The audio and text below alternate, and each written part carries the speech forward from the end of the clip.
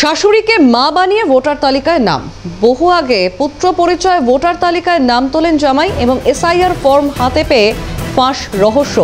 আতঙ্কে বৃদ্ধা এবং 5 কন্যার বৃদ্ধা জননী অঞ্জলি বিশ্বাস তার চতুর্থ জামাই অমৃত বিশ্বাসের কীর্তি ফাঁস এবং গোপনে তাকে মা বানিয়ে নাম তোলেন অমৃত।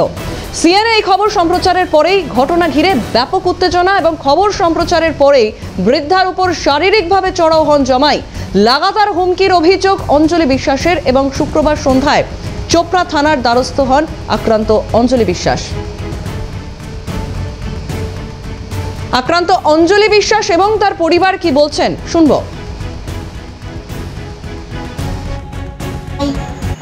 খুব গালগালা দেয় অবৈধভাবে, ওই জন্য থানায় আসলাম যে আমার মেরে ফেলে না কি করে, আমি কেস করে দিই। কালকের ঘটনার পর থেকে কি কালকের ঘটনার পরে তো ওরকম মারধর মানে ছেঁচড়ায় টানিয়ে এনেছে, তারপরে আজকেও গালগালা দেখছে। আছে কেন? ওই ভোটের ফটো করেছে, ওইটা বলছি আমি যে তাহলে তুমি ভোটের ফটো তোমাদের মতো করো, আমার প্রমাণপত্র দিয়ে করি না তাতে। তারপরে আবার ওই ব্যাংকের লোন নেছে, ওইটা বলছি দেখে ওটা নিয়েও আমার সঙ্গে ঝগড়া।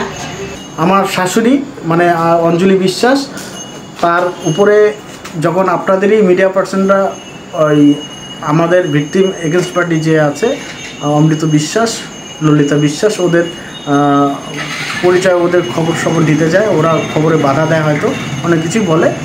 আর ওরা যখন সাংবাদিকরা চলে আসে তারপরে আমার শাশুড়ির উপরে চড়াও হয়, শাশুড়িকে মারধর করে, শাশুড়িকে টেনে হাঁচড়ে মারে, বুকে মারে। আমি মেডিকেল করে নিয়ে আসলাম, সমস্যা হচ্ছে ওনার অনেক।